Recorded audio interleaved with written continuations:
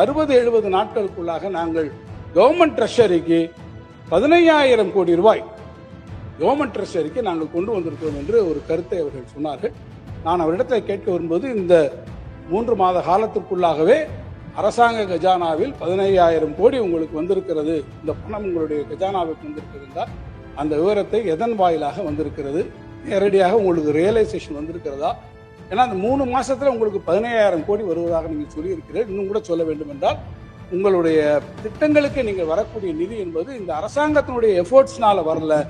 இது சென்ட்ரல் மத்திய ஒன்றிய அரசிலிருந்து உங்களுக்கு வரக்கூடிய அந்த கிராண்ட்ஸ் அண்ட் டிரான்ஸ்ஃபர்ஸ்ல விக்ஷித் பாரத்ல இருந்து எவ்வளவு வருகிறது, ஒன்றிய அரசினுடைய திட்டங்கள்ல இருந்து எவ்வளவு உங்களுக்கு வருகின்ற நிதியை வைத்துத்தான் அதை நீங்கள் குறிப்பிட்டு சொல்கிறீர்கள் என்பதை நான் தெரிவித்துக் கொள்ள விரும்புகிறேன். மோட்டார் வெஹிக்கிள் டாக்ஸ்னு எடுத்துக்கிட்டிங்கன்னா அதில் அரௌண்ட் 750 crores அது auction of fancy numbers, reforms to rationalise revenue streams, அதில் எங்களுக்கு கிடைச்ச அந்த amount. Stamps and registration revenue around 5,000 crore is expected தான். அது சொன்ன மாதிரி எக்ஸ்பெக்டட் தான்.